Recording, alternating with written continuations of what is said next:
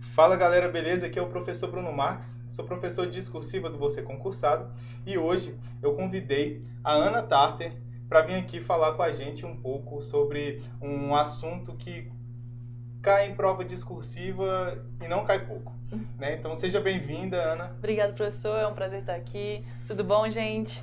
E a Ana Tarter, ela é assessora jurídica lá no Tribunal de Contas e também tem uma formação acadêmica aí bem respeitada, né? Ela já é graduada em Direito, né? Fez mestrado Sim. também na área de Direito Constitucional e agora está fazendo doutorado na Universidade de Brasília na área de Direito e Tecnologia, que é justamente o tema que a gente vai abordar aqui. Tecnologia relacionada ao direito também, né? Uhum. E por que eu chamei a Ana? Porque o que eu costumo ver muito em prova discursiva? Eu vejo que quando cai um tema relacionado à tecnologia, em que o candidato tem que apresentar soluções, ou tenha que apresentar um senso crítico maior, uma argumentação um pouco mais aprofundada, falta alguns elementos, porque a gente fica preso ali nas informações que chegam, né, pelo WhatsApp, pelo Facebook, que chegam pelo YouTube até. Né? Então a gente está trazendo informação de peso para o YouTube também. Então vai ser muito interessante essa conversa aqui. Inclusive, para a gente poder contextualizar aqui o tema, eu trouxe uma questão aí da Fundação Carlos Chagas, que foi aplicado no concurso do TRT Segunda Região em 2018. E a questão ela fala justamente sobre a privacidade como mercadoria, né? Era o tema aqui da prova. Só que dentro desse tema, a banca ela trouxe dois textos motivadores. E no primeiro texto motivador, se você acompanhar aqui comigo, ele diz o seguinte, ó, tem uma frase célebre sobre isso. Se você não está pagando, você não é o cliente, você é o produto que eles estão vendendo. Né? Nesse ponto aqui, a banca está dizendo o quê? Tá listando aquelas situações em que você entra num site ou para baixar um aplicativo, ele fala o seguinte, ó, é de graça. Você só tem que me dar algumas informações pessoais. É o famoso não existe almoço grátis, né? Que Não, a gente tem que levar isso em consideração, né? Exatamente. Então, veja que está relacionado à relação de consumo, né, direito do consumidor, e também está relacionado à tecnologia, essas inovações que estão surgindo e o direito está se adaptando, né? Com certeza. Nesse contexto. E no segundo texto motivador, a banca examinadora traz o seguinte, ó, a contradição que a situação das redes sociais nos coloca é uma contradição entre o poder do capital em um grau nunca alcançado e a privacidade individual. E aí ele traz aqui o conceito de privacidade, né? O direito à privacidade, etc. Privacidade. Então ele desenvolve acerca desse assunto. Então é uma prova bem interessante, se você tiver interesse, você pode fazer esse tema aí. Claro. Né? E a gente vai trazer alguns conceitos para poder te ajudar a criar, né, um senso crítico, criar argumentos. Argumentos. Às vezes a gente sabe a estrutura, mas não consegue desenvolver uma redação. Não consegue colocar no papel, né, uns argumentos e na verdade, são tantos conceitos que a gente tem, cotidianamente a gente enfrenta, né, questão de privacidade, de dados, tecnologia, todo mundo está acostumado, né, nesse trade-off de informações por um serviço, seja pelo serviço de localização que a gente usa nos nossos aplicativos para indicar a melhor rota, né, seja também nos servidores de busca, quem não fica um dia sem pesquisar alguma coisa, né, nos servidores de busca. E a gente acaba não conseguindo, muitas vezes, tecer argumentos que a gente consiga colocar no papel de forma coerente, né? Então, acho que esse é o propósito aqui, até porque, por ser um tema relativamente novo, não existe uma opinião certa do tipo sim ou do tipo não, né? Existem discussões. Existem reflexões sobre o tema, né? Inclusive, nessa prova aqui que o professor Bruno trouxe, existem dois caminhos, ao menos dois caminhos que poderiam ser tomados aqui, né? Tanto pelo sim, considerar a privacidade como uma mercadoria, ou então dizer que não, né? A gente vai apresentar também os argumentos que, eventualmente, o aluno pode utilizar. O aluno candidato, né? No momento é aluno, a jornada né? é assim, é aluno, aí depois você vira candidato e depois servidor. Servidor, gente, com certeza. Enfim, a gente pretende, pelo menos, apresentar aqui os argumentos que podem se alinhar com o que a pessoa pode apresentar aqui, de maneira lógica, né? E ter esses argumentos que vão caminhar aí para um texto coeso, que aí é a sua especialidade, né, professor?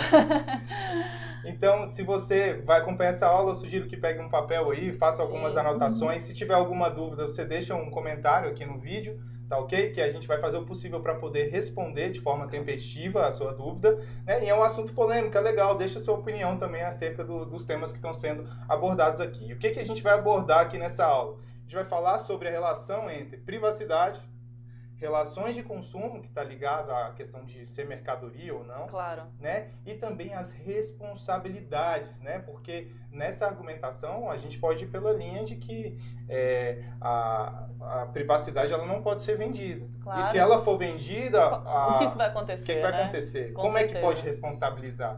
Né? Só não pode, porque na redação às vezes acontece do candidato escrever assim, nesse caso aqui, então, relacionado à tecnologia, né, o governo deve editar leis, né, para poder garantir a privacidade, etc. Só que essa lei já existe. Essa lei já existe. Né, e a Isso é maioria verdade. das pessoas não conhecem, eu inclusive não conhecia essa lei. Então, é graças a Ana que eu conheço essa lei. De fato, porque tradicionalmente a gente tem a figura, vou até usar aqui, apanhar um pouco aqui da nova tecnologia.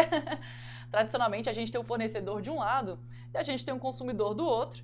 E aqui existe o fornecedor oferecendo um bem ou serviço para o consumidor e existe uma troca pecuniária pelo bem ou serviço ofertado, né?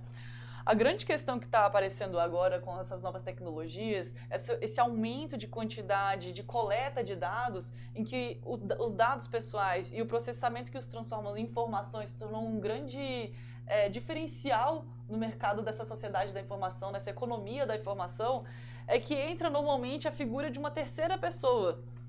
Um terceiro personagem. Porque aqui a questão, muitos serviços realmente nesse mercado digital são oferecidos de forma gratuita para o consumidor. A gente deu vários exemplos aqui, né, professor? Essa questão dos os servidores de busca, de pesquisa que a gente pode utilizar. O WhatsApp, o Facebook. Instagram, né? O próprio Waze. O Waze, o Uber. Você baixa gratuitamente. Você baixa gratuitamente. Ali tem até um trade-off pecuniário, né? Mas nesses e tantos outros exemplos que a gente poderia trazer aqui, a empresa Google também, o Gmail, os serviços são oferecidos de forma gratuita para o consumidor. Mas não tem almoço grátis, né? A forma desses empresários, desses fornecedores se capitalizarem é por meio da oferta de anúncios. Então entra normalmente aqui uma terceira figura, seja esse produto sendo vendido pecuniariamente como a questão do Uber, seja mesmo tendo uma oferta gratuita desse serviço, entra uma terceira figura que vai, com a utilização do processamento desses dados que são coletados, por isso que a gente está dizendo que às vezes tem esse trade-off para ver se a gente considera um dado pessoal como mercadoria, né? Que vai ser processado e utilizado por essa empresa de publicidade, para fazer uma publicidade direcionada, ou mesmo para vender seus dados para fornecer algum outro tipo de serviço. Não necessariamente isso é ruim. A gente tem aqui os serviços que são personalizados. Quem é que não gosta de ter um filme indicado exatamente de acordo com o seu gosto, né? Quem é que não gosta também de ter aqui o próprio Waze indicando a melhor rota de acordo com o que você normalmente segue, né? Facilita muito a dia, vida. Né? Mas aí também tem essa provocação que a gente está adentrando agora de muitas pessoas podem considerar, não me importa que coletem meus dados. Tem pessoas que se incomodam mais, tem pessoas que se incomodam menos. E a grande questão é que todo esse novo arcabouço que o direito segue, né, o direito é fato, valor e norma, né? Então, se a sociedade está mudando, o direito tem que tentar acompanhar isso. Toda essa estrutura de responsabilidade modifica, as relações de consumo devem ser repensadas, porque realmente está mudando todo um arcabouço de forma negocial que tradicionalmente ocorria, né? E qual que é a grande questão aqui? Tentando, como o professor disse, a área é enorme, né? Mas tentando voltar aqui para a discussão se o dado pessoal, se a informação, se a privacidade está havendo ou não. É que a gente pode até passar para o próximo slide. Vamos detalhar, porque você trouxe muita informação. Pode ser. Calma. Falou já sobre relação de consumo, responsabilidade. Vamos com calma. A gente vai devagar, não tem problema. Absorver aí o máximo das informações que a Ana tem aqui para compartilhar com a gente. Então vamos lá. A gente tá... Desculpa, professor. Que a gente está falando de privacidade e a gente está aqui tratando principal ponto da gente considerar se ela pode ser vendida ou não, que algumas pessoas, como eu disse, né, não se importam tanto com essa questão de, meus dados estão sendo coletados, mas não tem problema, o serviço que está sendo oferecido está me atendendo, né? E outras pessoas que podem se incomodar mais. Esse talvez não seja o melhor critério para ser apresentado numa prova discursiva. Acho que a primeira consideração que o candidato pode levar em conta é justamente que o direito à privacidade é um direito fundamental. Acho que o professor pode até fazer um adendo aí, se quiser fazer algum esclarecimento a mais. Imagino que você tenha até tratado bastante desse assunto. Sim, tem um ponto fundamental aí em prova discursiva, que é utilizar o recurso de autoridade. Com certeza. Então, quando você vai fazer um texto dissertativo, né, você tem uma ideia, mas quando você traz uma autoridade sobre aquele tema, você fortalece muito a argumentação do seu texto. Com certeza. E o que é um recurso de autoridade? Pode ser um autor, pode ser um pensador, e normalmente, que é mais simples, é utilizar as normas, né? É o mais seguro. Então, você utilizar, segundo a Constituição Federal, né, ou a Constituição Federal garante o direito fundamental, a honra, a privacidade, aos dados, etc. Então, quando você cita isso, você fortalece muito sua argumentação. Então, eu acho que é um ótimo ponto, sim, para começar uma dissertação. Com certeza. E o que você que é mestrado em Direito Constitucional, o que você pode extrair da Constituição a respeito desse tema aí? Bom, a consideração do direito fundamental é que, para começar, o direito à privacidade ele é previsto de forma implícita, ele é desdobrado do artigo 5º, inciso 10º, que, na verdade, o que o artigo 5º, inciso 10º assegura é a vida privada. A questão da intimidade, vida privada, existe uma discussão doutrinária se existe diferença entre intimidade, vida privada, direito a estar só. No contexto, honra, imagem, enfim, no contexto eles estão sendo utilizados como sinônimos, principalmente esses termos, intimidade, vida privada e privacidade. E na prova você acha que precisa se preocupar com isso não, né? Acredito que não. Acredito que não. Mesmo no âmbito de uma discussão doutrinária acalorada, no final das contas todo mundo diz, ok, é a mesma coisa. A gente pode utilizar como sinônimos. Tá ok. Pode ficar tranquilo com relação a isso. Mas é claro que talvez você tenha até utilizado essa dica de normalmente tentar utilizar os termos que a prova utiliza, né? Sim. Não utilizar um pelo outro, porque vai que, né, no espelho de correção pode ser considerado, a pessoa que vai corrigir pode não considerar como sinônimos, mas aí fica a dica com o professor. Se você sabe a palavra certa, né? Utilize a palavra certa, a palavra com que tá certeza. Na norma, mas não deixe de citar por não saber a palavra com certa. Com certeza. O primeiro ponto, gente, de considerar como direito fundamental, nessa estrutura de argumentação que a gente está formulando aqui, é considerar as características dos direitos fundamentais, que eu tenho certeza que todos os seus alunos estão bem afiados. Uma das principais características dos direitos fundamentais é a imprescritibilidade, a inviolabilidade e a inalienabilidade. Isso significa que eu não posso dispor do meu direito fundamental. Eu não posso vender meu direito fundamental. Esse é um dos principais pontos de partida que a gente pode ter, né? Opa, já surge a dúvida já. Já surge a dúvida. Você não pode dispor, mas você está dando os dados pessoais ali para poder acessar o Instagram, né? Isso é verdade. Como é que faz? Aí, a grande questão também, que pode ser até que sejam muitas palavras, você pode passar o próximo, é que direito à privacidade, ao mesmo tempo que ele é um direito fundamental, ele também é considerado um direito da personalidade. Se o aluno não estiver muito familiarizado com esse termo, que ele normalmente é do Código Civil, muito mais do direito civil, não tem problema, porque no caso, eles vão carregar quase que as mesmas características. Mas assim, para trazer mais conteúdo para a gente poder conversar, que o Código Civil, ele prevê direitos da personalidade, isso quer dizer direitos inerentes à pessoa humana, que dizem respeito à formulação do desenvolvimento pessoal. Então, uma forma mais fácil de ver uma diferença entre o direito fundamental e o direito da personalidade é que o direito fundamental é aquele constitucionalizado. Ao passo que o direito da personalidade seriam desdobramentos da dignidade da pessoa humana, que é aquele fundamento que todo mundo estuda, do Sociediva Plu, do artigo 1º da Constituição Federal, né? Todo concurseiro sabe. Todo concurseiro sabe desse daí, né? Mas o que é importante aqui saber é que o direito da personalidade, ele comumente é previsto em legislações infraconstitucionais. No caso aqui a gente está tratando do artigo 21 do Código Civil. Ele prevê mais ou menos de forma similar ao artigo 5º, inciso 10º, mas aqui eu chamo atenção para as características do direito da personalidade. Extrapatrimonialidade, ou seja, eles não podem ser aferidos pecuniariamente. Eles são imprescritíveis, impenhoráveis, vitalícios e indisponíveis. Então, eu não posso, por minha deliberalidade, dispor, por exemplo, do meu nome, que é um direito da minha personalidade também. Isso a gente já começa uma discussão que vai demonstrar um conhecimento para a pessoa que vai corrigir, que você tem noção do contexto da privacidade no ordenamento jurídico. Esse já é um bom ponto de partida. Sim, é um ponto de partida e assim, tem alguns alunos que não são da área do direito, né? Claro. Mas são temas que são fáceis de assimilar porque está muito vinculado ao nosso dia a dia, né? Então, nesse caso aí você falou que a gente pode citar então a Constituição Federal. Pode citar também o Código Civil que traz essa diferença aí que é a extrapatrimonialidade.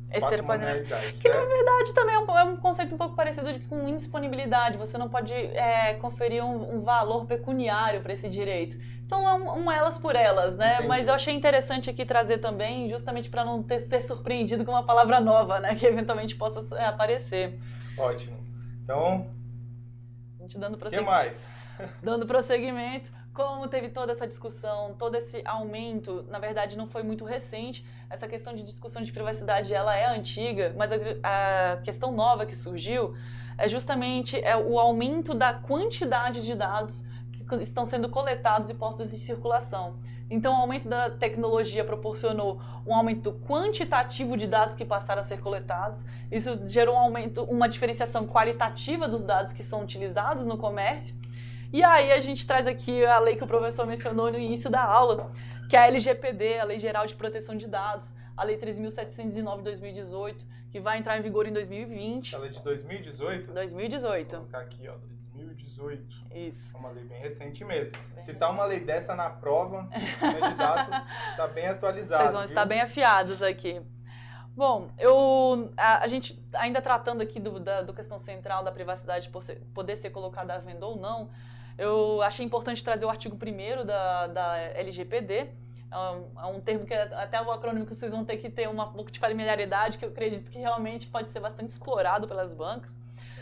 Mas o que a lei dispõe, gente? A lei dispõe sobre o tratamento de dados pessoais. O tratamento de dados pessoais é o termo-chave aqui. Claro que dados pessoais está sendo objeto de muitas discussões, mas a lei vai tratar de todas as questões que estão previstas, se não me engano, no artigo 5º, inciso 10º da lei. Eu acho que eu até coloquei aqui o que significa tratamento para essa lei. Tratamento, gente, são esses 25 termos utilizados para... Se eu contei errado, gente, até peço desculpas, mas são todos esses termos. Vamos decorando. Brincadeira, não precisa, gente. A lei foi bastante extensa, foi bastante analítica nessa questão do tratamento para demonstrar que qualquer coisa que utilize dado pessoal, arquivamento, utilização, acesso, reprodução, transmissão, modificação, comunicação, transferência, ou seja, tem muitos termos que a gente já pode até utilizar como sinônimos aqui. A preocupação não é decorar, gente, a preocupação é, utilizou o dado pessoal para alguma coisa, vai incidir a LGPD. Então, claro, a gente tem que levar em conta que a lei vai falar sobre o tratamento de dados pessoais. Então, aqui eu também trouxe na verdade eu não trouxe a definição de dado pessoal, mas dado pessoal, gente, que também está na definição do artigo 5º da LGPD, é qualquer dado que possa identificar uma pessoa. Então, por exemplo, dados anonimizados, a lei não vai incidir. E aí o mais importante é definir também quais seriam as hipóteses de incidência da lei. Então, eventualmente, é interessante, sim, trazer a LGPD no argumento que for ser utilizado numa redação, mas acho que o mais importante, nesse ponto de partida que a gente está, é o aluno entender que um dos artigos mais importantes da lei são esses dois.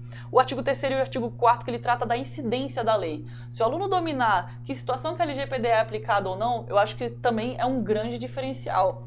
Então, explica esses artigos aí, por favor. Acho que a gente não... O artigo 3º e o 4º. Bom, o artigo 3º, ele vai trazer 10 incisos e, basicamente, eu posso reduzir eles a 3 situações.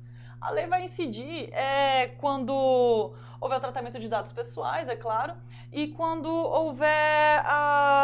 não houver uma hipótese de não incidência prevista no artigo 4º. Então, ele vai trazer as hipóteses de legitimação dos dados pessoais. Os dados vão ser legitimamente tratados quando a lei disser que pode ser tratado, quando houver o consentimento informado e quando houver o legítimo interesse. Tá, o que isso quer dizer? Quer dizer que é fácil analisar os dados pessoais ou não? Essa lei vai abranger várias situações do dia a dia ou você acha que não? Acredito que sim, acredito que sim. Eu posso dar um exemplo como a lei vai trazer exceções, tais como a utilização de dados pessoais para fins exclusivamente jornalísticos, para fins exclusivamente de utilização de universidades, para fins exclusivamente de defesa nacional, por exemplo, para fins exclusivamente de processamento de políticas públicas.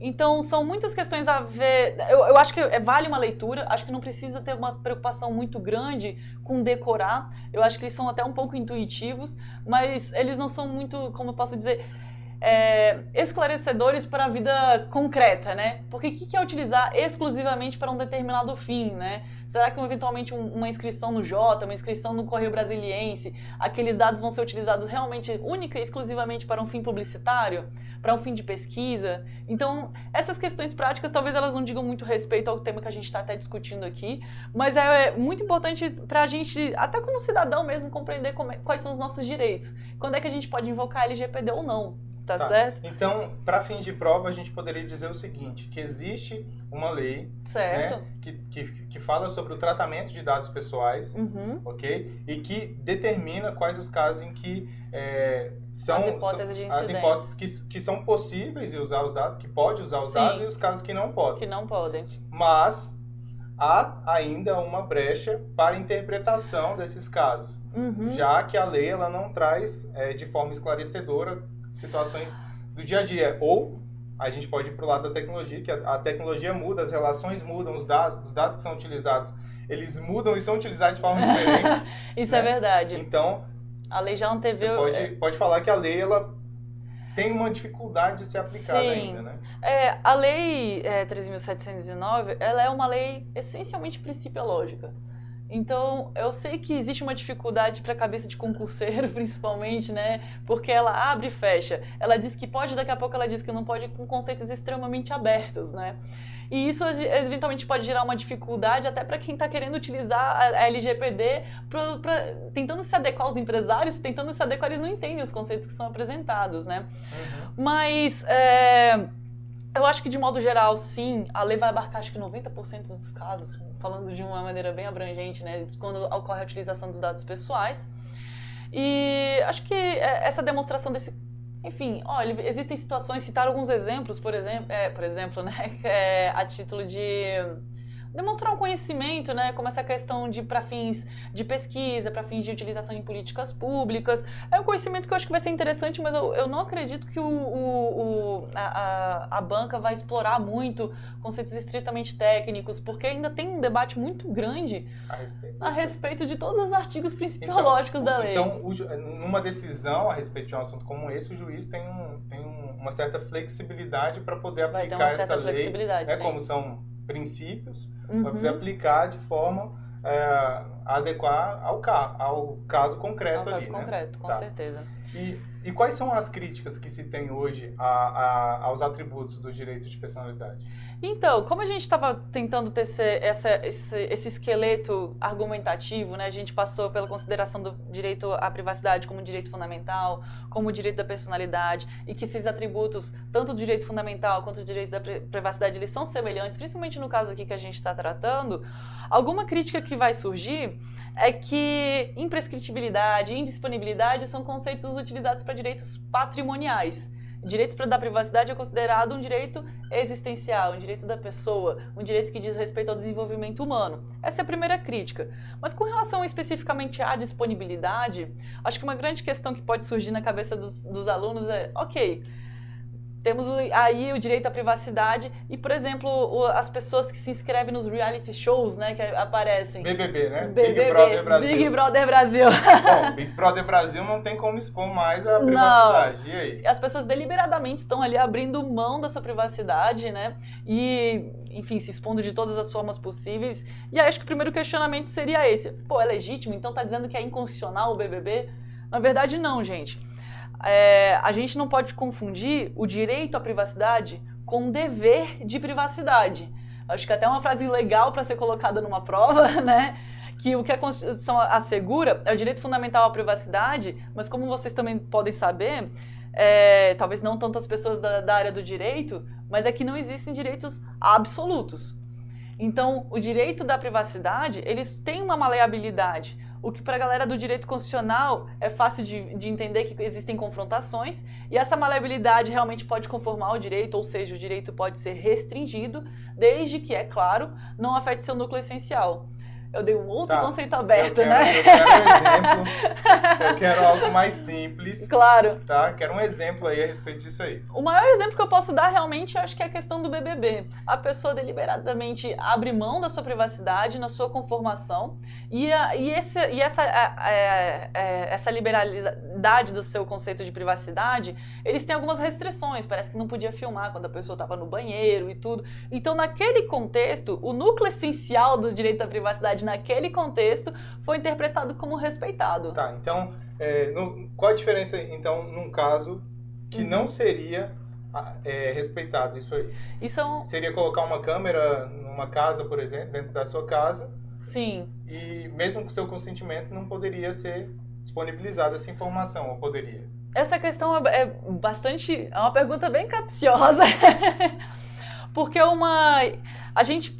Partindo do pressuposto que não existem direitos absolutos, que existe uma margem de conformação dos direitos, que eles podem ser restringidos, não podem ser anulados, quais seriam os critérios que a gente poderia utilizar? O primeiro deles foi o que você acabou de falar, seria o consentimento informado, autodeterminação informativa. Então, quando alguém vai lá e informa assim, ó, a gente vai usar a sua imagem, você autoriza... Você autoriza a utilizar a sua imagem? Eu digo, pode usar, não tem problema. Tá, mas lá no termo do Facebook, por exemplo, às vezes vem aqueles termos e condições... que ninguém lê. Que ninguém lê e tá lá. Você pode utilizar esse direito à privacidade? Você vai dizer que sim, porque você quer usar. Você quer usar o Facebook, com certeza. É a mesma situação ou não? Acho que não, porque nesse caso, apesar de estar tendo uma discussão ainda que não está...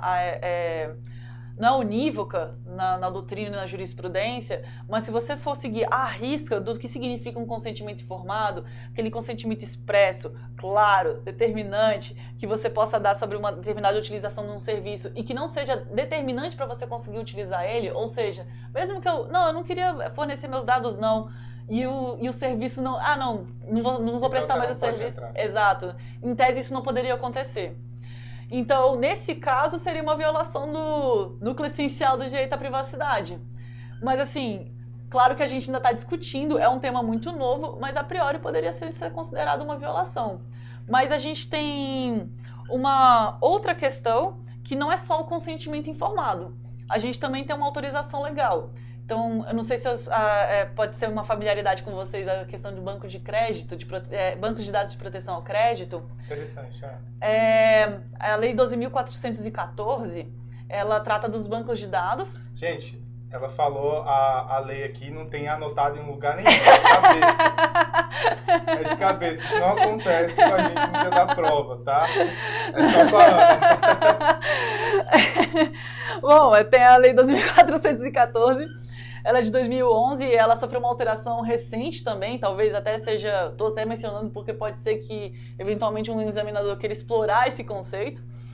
E ela trata do banco de dados, do cadastro positivo. Acho que a gente pode até ter visto isso no jornal. Cadastro positivo é você ir tá devendo alguma coisa e o pessoal te coloca ali como devedor no cadastro positivo. Olha que interessante. O banco de dados de proteção ao crédito, tradicionalmente é só isso. Você está devendo alguém, ele é disciplinado pelo artigo 43 do CDC, e aí, mesmo sem seu consentimento, ele pega aquele dado de que você está devendo e vai inscrever no banco de dados de proteção ao crédito. Serasa. Que é o Serasa. Entendi. SPC Serasa. Se você não pagou, ele vai pegar sem sua autorização, e escrever seu nome lá no Serasa. Isso. Você tem o direito de ser informado. Algumas pessoas podem até estar dizendo, mas se eu fui inscrito e não fui informado, eu tenho direito até dano moral, né? De fato, mas informação não significa autorização.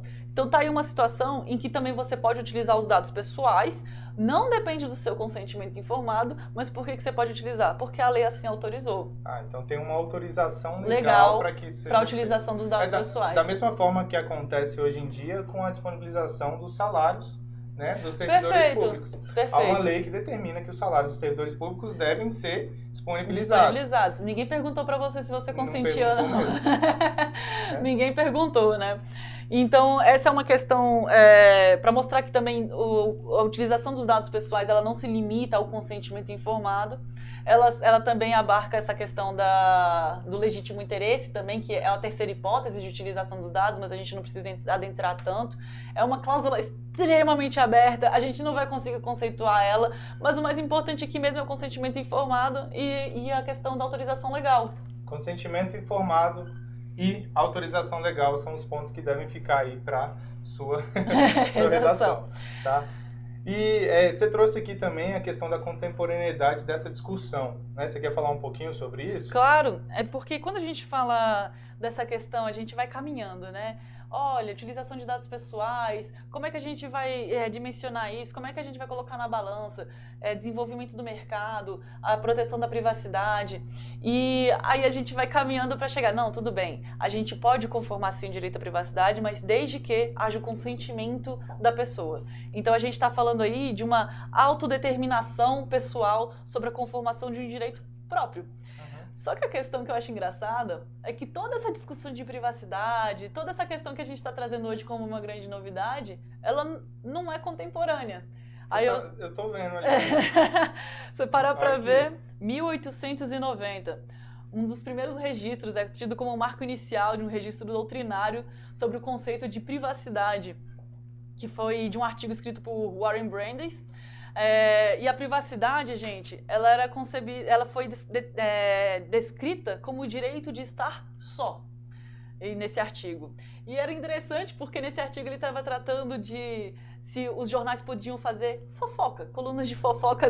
A preocupação anterior para você ver fofoca. Que a contemporaneidade da discussão, né? Poxa, passou quase 200 anos e a gente ainda discute isso.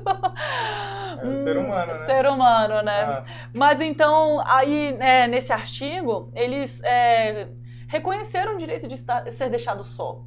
E com o desenvolvimento do conceito de privacidade, que é um conceito extremamente aberto, ele é utilizado até para determinar se pode usar pílula ou não, mas para você ver que as pessoas usam privacidade, é quase assim, olha, é uma carta na manga, é quase dignidade da pessoa humana, né? Mas ele evoluiu hoje para essa questão de, olha, não é que o direito de ser deixado só tenha sido esquecido, porque a gente quer entrar em casa, a gente tranca a porta, a gente fecha as janelas, a gente não quer que nosso vizinho fique olhando a gente de binóculo, mas tem um outro aspecto. Realmente a grande diferença, talvez, do artigo de 1890 para hoje é essa questão da gente poder ter controle sobre os dados. Mesmo que a gente não, por imposição legal, a gente tem que dispor dos nossos dados, a gente tem que ter o conhecimento de como eles estão sendo utilizados. Sim, tem regras para poder utilizar. Sim, né? sim. Tem os limites ali. E principalmente o conhecimento, né? Porque essa utilização dos dados, ela foi primeiro percebida pelo setor público. Engraçado que não foi o setor privado que notou a importância da utilização dos dados, né? Então, outra coisa que eu queria trazer aqui é que uma das primeiras análises jurisprudenciais de peso sobre essa questão de privacidade, autodeterminação informativa, olha aqui o nomezinho que a gente usa na contemporaneidade, né? Foi utilizado pela corte alemã para declarar a inconstitucionalidade de uma lei em 1983. Era uma lei do censo, o governo determinou que os cidadãos fornecessem informações, dados pessoais próprios e determinou penalidades caso eles não oferecessem. E a própria Suprema Corte Alemã disse que isso ofende a autodeterminação do indivíduo.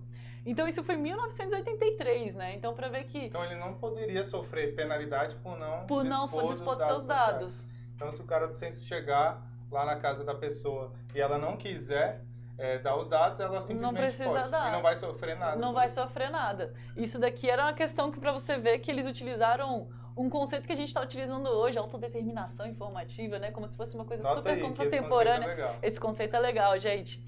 E ele já foi utilizado, enfim, 20 anos atrás, né? Ana, você já deu aí trouxe uma série de informações a respeito de privacidade. Uhum. Agora a gente poderia falar um pouquinho sobre a relação de consumo, né? O que está vinculado aí com essa questão de privacidade, pode ser? Claro, com certeza. Bom, a gente viu que, apesar do direito à privacidade ser considerado um direito fundamental, o direito da personalidade, carregar todos aqueles atributos inerentes ao direito fundamental, a gente, por toda essa apresentação, que eu queria deixar que a vontade, a autodeterminação da pessoa é uma forma de legitimar o tratamento de dados. E o tratamento de dados, ele vai ser, acho que, majoritariamente utilizado nas relações de mercado, o que vai envolver a atração da relação de consumo. Então, para a galera do direito, toda vez que a gente tem aí uma relação de consumo que é formado pelos esses 4 requisitos que eu apresentei aqui, vai ter a atração de uma legislação específica, que é o CDC. Que é o Código de Defesa do Consumidor. Lei 8.078. E, bom, não estou querendo trazer termos muito difíceis aqui, subjetivo, objetivo, finalístico ou mesmo teleológico, né? Mas que algumas vezes a banca aperta a gente, né, com palavras às vezes teleológico, o que é isso, né? Mas qual que é a peça fundamental para entender a aplicação do CDC? É quando vai haver relação de consumo. Quando há relação de consumo, quando a gente identifica que existe o consumidor de um lado, o fornecedor, um produto ou serviço oferecido e o principal, né? Adquirir um produto ou serviço como destinatário final. Então, ou seja, se eu sou aqui a Ana, estou comprando de você um determinado produto para revenda, não vai ter relação de consumo entre a gente. Pois é. E se eu adquirir um produto seu, por exemplo, comprei seu iPhone, você, Bruno, pessoa física, não, Bruno, me vende seu iPhone, também não vai haver relação de consumo, porque o fornecedor, gente, vai estar aqui no artigo 3º do CDC, ele tem que prestar esse serviço, oferecer esse bem de forma habitual. Então, às vezes, a gente intuitivamente a gente acha que vai atrair o CDC para toda e qualquer questão, mas não. A gente tem que ter esses 4 requisitos aqui bem definidos para a gente, né? E, bom, então fica claro que quando, por exemplo, vou comprar um carro numa concessionária, a concessionária está vendendo um bem de forma habitual, eu estou adquirindo aquele bem como destinatária final, não estou comprando aquele carro para revender no mercado também de forma habitual, então aqui a gente vai encontrar uma relação de consumo. Certo. Uhum. E, bom, continuando aqui, eu trouxe aqui o artigo 3º, que vai tratar do fornecedor, né? E aqui a gente vê uma questão que é um pouco... Vou adentrar um pouco nos conceitos técnicos, espero não ficar um pouco chato isso, né? Mas é que, quando a gente fala de serviço, tradicionalmente a doutrina já vem reconhecendo, a jurisprudência também, que o que é fornecido na internet, todos esses serviços que a gente está acostumado, o Waze, Facebook, o Google, eles prestam serviço. Primeiro ponto. Então, quando a gente vai analisar o conceito de serviço, a gente vai verificar que qualquer atividade fornecida no mercado de consumo, até aí tudo bem, mediante remuneração. Aí você viu o ponto que eu queria chegar, né? Se a privacidade não pode ser utilizada como mercadoria de troca por esse serviço, então quer dizer que o CDC não vai ser aplicado nesse caso? Tá, então, no caso do Gmail, eu tenho um e-mail no Gmail, ele está me prestando um serviço, mas como eu não pago para ter esse serviço, não é uma relação de consumo, então não entraria no CDC. O CDC não seria aplicado, é isso? Por esse raciocínio seria exatamente dessa forma. E é o que os provedores de internet alegaram. Olha, a gente está fornecendo um serviço gratuito, isso aqui o CDC não vai ser aplicado. Não tem relação de consumo, não se enquadra no artigo 2º, ou seja, a relação de consumo, como a forma a gente apresentou no slide anterior, ela não foi estabelecida. Mas o STJ, eu acho que infelizmente eu não trouxe aqui a decisão do STJ que reconheceu a relação de consumo dos provedores de internet, é que o STJ reconheceu que quando o provedor de internet oferece um serviço, ele é remunerado de forma indireta pelos serviços de publicidade, conforme aquela tríade de 3 pessoas que eu expliquei no início da aula. E por essa razão, é reconhecida uma relação de consumo.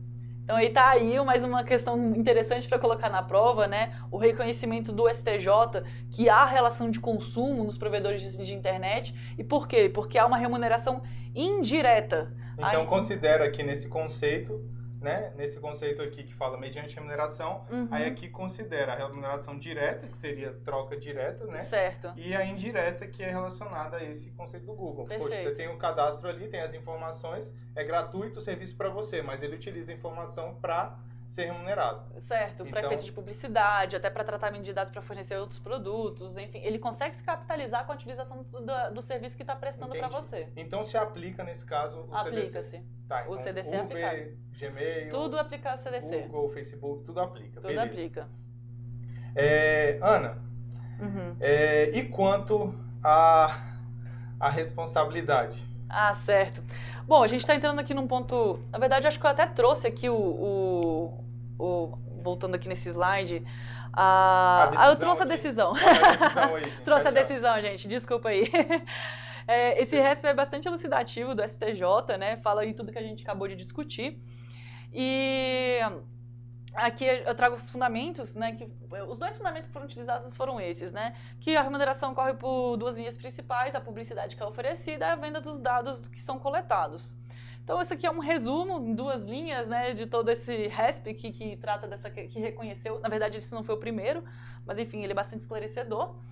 E aí a gente entra na questão da responsabilidade, porque apesar da gente reconhecer uma relação de consumo, a gente não respondeu a pergunta inicial, né, que é, tudo bem, mas e aí, a gente pode vender a privacidade? Porque ele não enfrentou, o STJ não enfrentou a questão se a privacidade poderia ser utilizada como mercadoria. Então, até o momento, a gente ainda não tem uma resposta satisfatória, nem pela doutrina, nem pela jurisprudência. Mas, tendo que avançar nessa questão, a gente entra justamente na responsabilidade, né? Tá, mas só para fechar essa questão, existe, então, não existe um posicionamento fechado? Não existe um posicionamento fechado. Né? Então ainda está em discussão, a gente que defende que não pode, a gente que defende que pode, mas não está definido. Não está definido. Uma outra informação importante aí. Tá. Com certeza. Beleza, e quanto à responsabilidade? Vamos supor, numa situação em que haja descumprimento do CDC ou que haja descumprimento da lei de dados pessoais, como é que faz? Quais são os aspectos relacionados à responsabilidade? Bom, a responsabilidade no direito... ela vai ser atraída toda vez que ocorre uma violação, né, um descumprimento de um dever jurídico. E aí a gente tem aquelas três esferas de responsabilidade, a civil, a administrativa e a penal.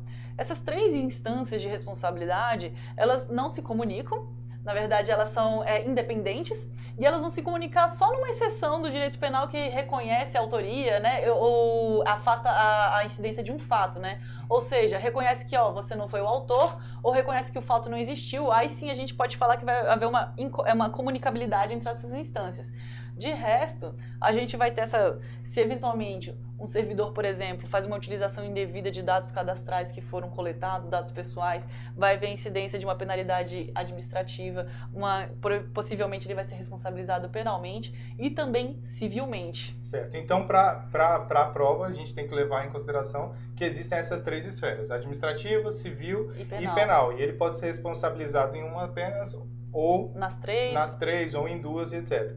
Então é importante saber disso, por quê? Porque na prova, às vezes a gente apresenta uma problemática, identifica que há um descumprimento de uma norma ou que a gente tem que apresentar alguma proposta de solução. Com certeza. E uma das propostas pode ser justamente essa de indicar responsabilidade. Né? Então você fala que a empresa que utiliza dados assim, ela deve ser responsabilizada, e aí a gente precisa saber, responsabilizada como? Como, né? Perfeito. Né? Então, você trouxe aqui pra gente no slide aí que a responsabilidade é a violação de um dever, Perfeito. Que é o princípio da independência das instâncias. Ela é a penal, administrativa, civil, certo. Que são sanções diferentes e independentes. Perfeito. Beleza. E então vamos falar de cada uma delas. Perfeito. Né? Quando a gente fala em responsabilidade civil, naturalmente a gente tenta trazer, olha, aconteceu um dano contigo, vamos tentar voltar para a situação anterior? Eu bati no seu carro, desculpa aí, vamos chegar aqui, eu vou pagar o conserto, a gente conserta o seu carro, então ele vai voltar para o estado anterior que ele se encontrava, né? Certo. Então a responsabilidade civil tem muito a ver com essa questão da reparação em si do dano, né?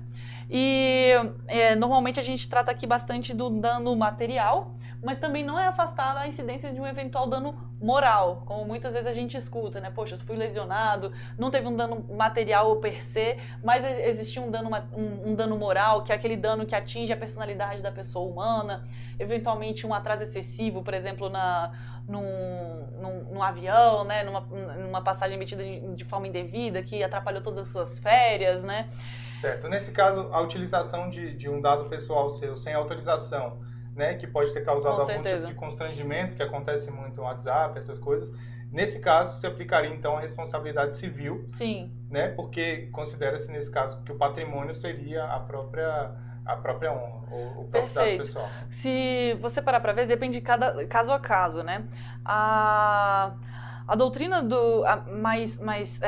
quando a gente começa a aprofundar essa questão do dano material ou moral, a gente nota que a mera violação, utilização indevida, seria a mera utilização indevida dos dados pessoais, por se tratar de um direito da sua personalidade, já vai atrair a responsabilidade a título de danos morais. O dever de reparar a título de dano moral. Então, isso aí fica muito claro, por exemplo, quando tem um cadastro indevido no Serasa. Se, por exemplo, um fornecedor pega um dado seu, Bruno, dizendo que você deve e diz, olha, você está me devendo, e você, mas não estou devendo nada, na verdade. E comprova que não está devendo. Comprova que não está devendo, e mesmo assim ele te inscreve no Serasa. Aí, nesse caso aí, ele fez até uma declaração falsa, pode ter causado um prejuízo para mim. Pode ter causado um prejuízo. Aí eu posso entrar, então, com uma ação e pedir dano moral. Pode. Que é na esfera civil. Que é na esfera civil, exatamente. Se, por exemplo, você teve um dano material, poxa, eu não consegui fechar um negócio no valor X, a gente está falando do dano patrimonial. E aí você pode pedir indenização a título de dano patrimonial que você sofreu. Mas muitas vezes você até vê as pessoas que não se incomodam. Poxa, meu nome está inscrito no cadastro de pessoas inadimplentes. Não estou ligando muito para isso. Mas mesmo assim, não importa aqui a dor. Não importa aqui o quão constrangido você ficou ou não. A violação de um direito da personalidade, ela já atrai o dever da indenização pelo dano moral. Então é interessante essa questão, porque muita gente acha e confunde ainda que dano moral equivale a uma reparação da dor. Alguns tribunais ainda utilizam essa fundamentação, mas as decisões mais aprofundadas no TJ, principalmente aqui do DF, a gente já vê assim, violação do direito da privacidade, já vem lá, dever de indenizar a título de dano moral. Legal. E quanto à esfera da responsabilidade penal? Bom, difere bastante porque a gente tem aqui a necessidade de tipificação expressa, né, de cada conduta que vai atrair um dever de punir, né, do Estado. Então aqui a gente tem é mais rígido, né? Não é uma cláusula tão aberta. Aqui a intenção não é reparar necessariamente um dano, mas sim punir, reprimir, gerar uma reprimenda por um comportamento indevido. E aí a gente entra também é uma função também da responsabilidade administrativa. A responsabilidade administrativa ela pode tanto assumir uma função de retributiva, né? Ela pode tanto ter uma intenção de reparar um dano que foi causado, como também pode ter uma necessidade de reprimir aquela conduta, uma necessidade de conformação daquela conduta. Tá, então, no caso dessa responsabilidade civil, você disse pra gente que está relacionado à reparação de um dano causado. Então, é meio que devolver aquilo. Devolver. Aí, na responsabilidade penal, é para dizer o seguinte, você fez isso, você causou um dano, você pagou. Mas você tem que ser penalizado por essa conduta, porque essa conduta não está de acordo com o que se espera de um ser que vive em sociedade. Uhum. Aí, nesse caso, se aplica responsabilidade penal e administrativa, é isso? A administrativa pode ser atraída também, mas no caso especificamente do tratamento indevido de dados, ela vai ser aplicada pela autoridade administrativa responsável. É mais ou menos como se tivesse uma agência reguladora, ainda não tem esse status de agência reguladora, na verdade ela é agora como se fosse um órgão da Casa Civil, ela tem esse status. Mas ela vai ser o ente que tem a capacidade de aplicar uma penalidade que pode muitas vezes ser, não necessariamente uma multa, né? Ela pode ser uma advertência. Então, olha, você não está tratando os dados de forma adequada, eu queria que você te dou essa advertência para você conformar a utilização desses dados. Então, é mais uma conformação de acordo com também a expectativa da sociedade. Mas é mais de conformação para um tratamento adequado, para uma conduta adequada. E não tanto, talvez, uma reprimenda tão forte como a responsabilidade penal. Porque a penal está relacionada à pena. A pena, com certeza. E a pena, então, é reclusão, né? Exato. Etc. É uma pena um pouco mais grave. Certo. Né? E tem a necessidade de tipificação expressa, né, nos tipos penais. E aquela lei que você trouxe para mim, 3.709, né? a LGPD, ela fala sobre isso também? Fala. Interessante notar que a LGPD, ela optou por não tratar de responsabilidade penal. Ela tratou só da responsabilidade civil e da responsabilidade administrativa. Aí eu trouxe os dois principais dispositivos aqui que vão tratar dessas responsabilidades. Responsabilidade civil vai ser do controlador ou do operador. Esses são os agentes de tratamento. O controlador é quem toma a decisão de como vai utilizar seus dados. O operador é quem vai operacionalizar aquela utilização. Então, por exemplo... Bom, exemplos. Exemplos. Então, Conceitos aí. Vamos ter exemplos. Tem que imaginar. Digamos que a sua empresa, Bruno, contrata uma empresa de publicidade para fazer com a utilização de uns dados que foram devidamente coletados, de acordo com o artigo 7º da LGPD, e você devidamente, seguindo todos os padrões, respeitando todos os direitos previstos na LGPD, inclusive o artigo 18, você diz, ok, vou pegar esses dados aqui, e empresa de publicidade, eu gostaria de fazer uma propaganda direcionada para utilizando esses dados aqui que eu coletei. Certo. Perfeito. Quando você determina como esses dados vão ser utilizados, você está assumindo a posição de controlador. De controlador. Então, Perfeito. A minha empresa aqui, né? A minha empresa não. O você concursado... o você concursado está sendo controlador. O você concursado é o controlador. Perfeito. E o operador, no caso, seria a agência de publicidade. A agência de publicidade. Que ele vai operacionalizar essa utilização de dados. Ela vai divulgar... eventualmente, e-mails extremamente construtivos que vocês vão poder organizar, efetuar mensagens de WhatsApp, que tem muitos grupos de WhatsApp mesmo que já estão sendo operacionalizados dessa forma, com conteúdos muito interessantes. Então aqui a gente tem essa figura que muitas vezes pode até ficar na mesma pessoa. Claro que... Sim. Mas a lei quis trazer as duas figuras. E no artigo 5º, gente, traz o conceito que os agentes de tratamento são os controladores e os operadores. Então aqui, controlador e operador eventualmente pode aparecer na prova, talvez não, talvez a banca não se atente tanto para isso, mas agente de tratamento é sinônimo para controlador e operador. Tá. Perfeito? Certo. E a responsabilidade administrativa? Aqui eles já utilizaram os agentes de tratamento de dados, né? Que seriam também os controladores e os operadores. E aí a gente vai trazer aqui... Só para reforçar o que a Ana disse, é o seguinte, agente de tratamento, tá? Ele é um conceito que abarca esses dois. Esses dois. Em vez de falar controlador e operador, ele vai falar agente de tratamento. Que já pressupõe que são os dois, né? Perfeito, perfeito. E para as pessoas que talvez estejam até um pouco receosas com a utilização dos dados pessoais, se vai incidir para elas ou não, quando os dados pessoais são utilizados para fins pessoais, por exemplo, a agenda telefônica que você tem dos seus dados não vai incidir a lei, tá, gente? Tá. Pode ficar mais tranquilo, é importante, né? Certo. E quanto às sanções das responsabilidade penal? Pois não tem na lei, e aí? Não tem na lei, mas eu sei que, dada toda essa divulgação que está tendo hoje em dia, né, com essa questão de puxar dados dos celulares das pessoas, Telegram, vazamento de dados, achei que seria interessante até para mostrar os dispositivos penais que estão tratando disso. São 3 dispositivos principais, eu colecionei aqui só 2 para a gente ter uma noção.